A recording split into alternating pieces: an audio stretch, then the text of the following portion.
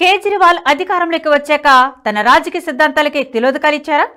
ఏరు దాటాక తెప్ప తగలేసినట్లు కేజ్రీవాల్ వ్యవహరిస్తున్నారా? అవే ఇప్పుడు బీజేపీకి ఆయుధాలుగా మారుతున్నాయా అంటే అవుననే సమాధానాలు వినిపిస్తున్నాయి. అందుకోసం అమిత్ షా, మోదీ ఏకంగా అరవింద్ కేజ్రీవాల్ మూలాలనే దెబ్బతీసేందుకు పథక రచన చేసినట్లు అర్థమవుతుంది.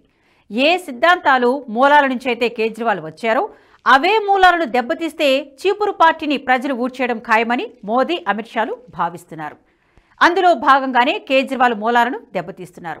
కేజ్రీవాల్ చేసిన అవినీతి, శీష్ మహల్ అంశాలతో పాటు మౌలిక సదుపాయాల లేమిని ప్రధాన కారణంగా చూపి ఎన్నికల్లో వెళుతున్నారు. ఫలితంగా ఆప్ తీవ్ర ఇబ్బందులకు గురవుతుంది. ఇటీవల ఆప్ హయాంలో జరిగిన ఢిల్లీ లిక్కర్ కుంభకోణంపై బీజేపీ పెద్ద ఎత్తున విమర్శలకు దిగుతోంది. లిక్కర్ కుంభకోణంపై కాగ్ రిపోర్టును ఇప్పటివరకు ప్రభుత్వం ఎందుకు బయట పెట్టడం లేదని కమలం పార్టీ ప్రశ్నిస్తోంది. దీన్ని బయట పెడితే అవినీతి బండారం ప్రజలకు తెలిసిపోతుందని కేజ్రీవాల్ భయపడుతున్నారంటూ విమర్శలకు దిగుతోంది. ఇదే విషయమై రాష్ట్ర హైకోర్టు కూడా కేజ్రీవాల్ పట్ల ఆగ్రహం వ్యక్తం చేసింది. కాగ్ రిపోర్టుపై ఇప్పటివరకు అసెంబ్లీలో చర్చ ఎందుకు జరపలేదని ప్రశ్నించింది. ఈ విషయంలో ప్రభుత్వ నిజాయితీని శంకించింది.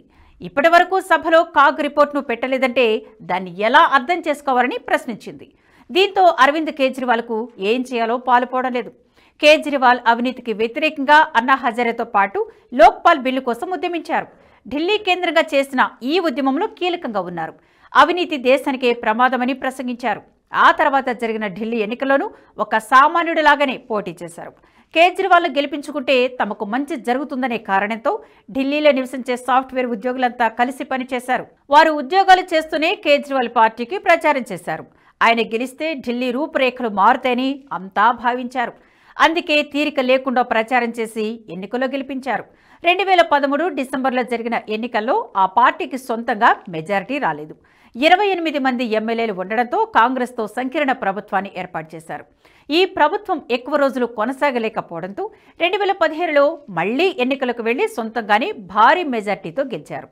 దీంతో ఇక సామాన్యుడి పాలనలో తామంతా అవినీతి రహిత పాలన పొందుతామని ప్రజలంతా భావించారు.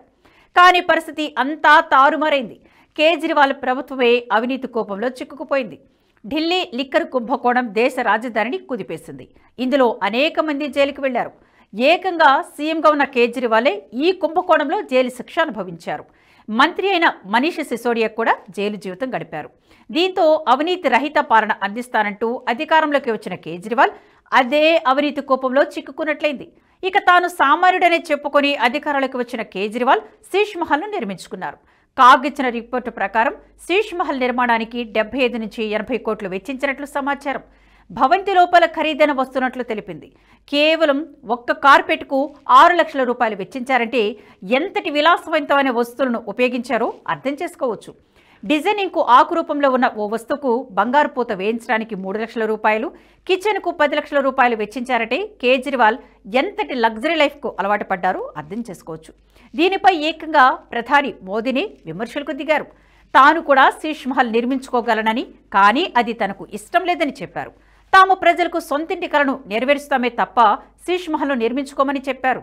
ఇక మౌలిక సదుపాయాలు, అభివృద్ధి కార్యక్రమాల విషయానికి వస్తే కేజ్రీవాల్ పూర్తిగా విఫలమైన విషయాన్ని బీజేపీ పదే పదే గుర్తు చేస్తుంది. ఢిల్లీ పేరుకే రాష్ట్రం అయినప్పటికీ అది కేంద్ర పాలిత ప్రాంతం కావడంతో రాష్ట్ర ప్రభుత్వానికి పరిమిత అధికారాలు మాత్రమే ఉంటాయి. మరీ మాట్లాడుకుంటే మున్సిపాలిటీ పరిధిలోని అంశాలు మాత్రమే రాష్ట్ర ప్రభుత్వ ఆధీనంలో ఉంటాయి. ఇందుకు గాను మౌలిక సదుపాయాల కల్పనపై దృష్టి సారిస్తే సరి. రోడ్లు, డ్రైనేజీ వ్యవస్థ, తాగునీరు వీటిని సక్రమంగా అందిస్తే ప్రజలకు ఎలాంటి ఇబ్బందులు ఉండవు. కానీ ఈ విషయంలోనూ కేజ్రీవాల్ చాలా వరకు ఫెయిల్ అయ్యారు. ఢిల్లీలో కొద్ది నెలల క్రితం కురిసిన భారీ వర్షాలకు 3 IAS కోచింగ్ తీసుకుంటున్న విద్యార్థులు మృతి చెందారు. ఆ ప్రాంతంలో డ్రైనేజీ వ్యవస్థ సరిగ్గా లేకపోవడంతో సెల్లార్లోకి నీరు చేరాయి. ఫలితంగా 3 ప్రాణాలు కోల్పోయారు. దీన్ని బట్టి ఢిల్లీలో మురుగునీటి పారుదల వ్యవస్థ ఎంత అధ్వానంగా ఉందో అర్థం చేసుకోవచ్చు. ఇక తాగునీరు కూడా అంతే అధ్వానంగా ఉన్నట్లు తెలుస్తోంది. దేశ రాజధానికి యమునా నది నీరే జీవనాధారం. తాగునీటికి ఈ నది నీటినే వాడుతున్నారు. అయితే యమునా నది ఇప్పుడు ఫ్యాక్టరీల నుంచి విడుదలయ్యే వ్యర్థాలు, మురుగునీటి వల్ల కలుషితంగా మారింది. యమునా నదిలో విషపూరితమైన తెల్లటి నురగ ప్రవహిస్తుంది. నదిలో అమ్మోనియా సాంద్రత ప్రమాదకర స్థాయిలో పెరిగిపోయింది. ఈ నురగ కారణంగా నీటిని శుభ్రం చేయలేక నగరంలోని కొన్ని ప్రాంతాలకు నీటి సరఫరానే నిలిపివేయాల్సిన పరిస్థితి ఏర్పడింది. నదిలో అమ్మోనియా కంటెంట్ అధికంగా ఉన్నందున గత ఏడాది అక్టోబర్ నెలలో తూర్పు, ఈశాన్య, దక్షిణ ఢిల్లీలో నీటి సరఫరా సరిగ్గా చేయలేకపోయామని ఢిల్లీ జల్ బోర్డు ప్రకటించింది.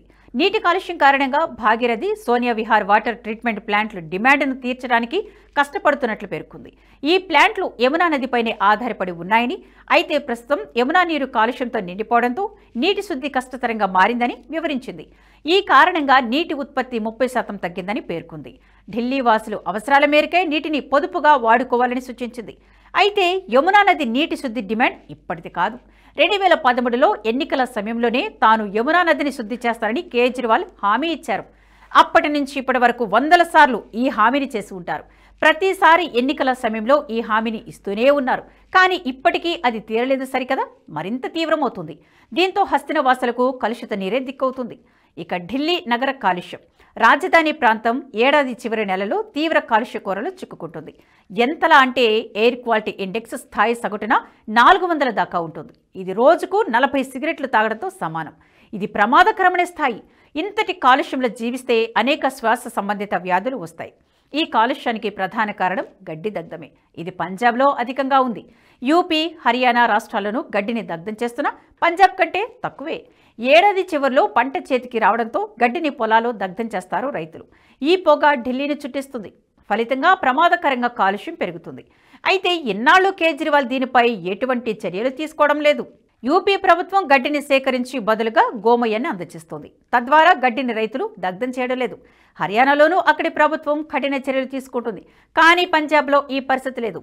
గతంలో అక్కడ కాంగ్రెస్ పార్టీ అధికారంలో ఉన్నప్పుడు ఈ నెపాన్ని వారిపైనే నెట్టివేశారు కేజ్రీవాల్. కానీ ఇప్పుడు అక్కడ కూడా తన పార్టీనే అధికారంలో ఉంది. అయినా కూడా ఈ కాలుష్యంలో ఎటువంటి మార్పు రావడం లేదు. దీంతో ఇది కూడా కేజ్రీవాల్ హిస్టరీలో అతిపెద్ద వైఫల్యంగా మిగిలిపోయింది. మొత్తానికి కేజ్రీవాల్ గత 12 ఏళ్ల పాలనలో ఇచ్చిన హామీలన్నిటినీ విస్మరించారు. ఏ ఒక్క దానిని సరిగ్గా నెరవేర్చలేదు సరికదా, తన పార్టీ పునాదులనే మరిచారు.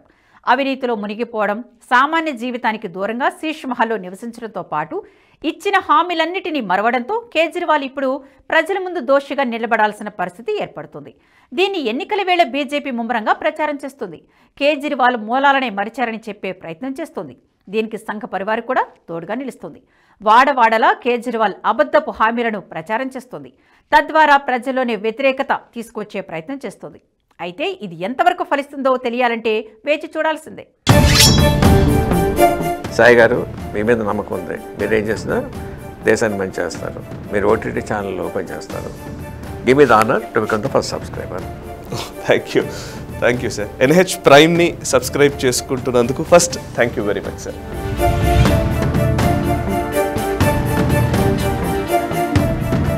ఈ వీడియో మీకు నచ్చినట్టయితే లైక్ చేయండి, 10 మందికి షేర్ చేయండి. అలాగే కామెంట్ల రూపంలో మీ అభిప్రాయాలను మాతో పంచుకోండి. Nationalist hub group of channels ను సబ్స్క్రైబ్ చేసుకుని తెలుగునాట జాతీయవాద జర్నలిజాన్ని ప్రోత్సహించండి. ఈ వీడియో కింద ఉన్న బెల్ ఐకాన్ పై క్లిక్ చేయడం మర్చిపోవద్దు.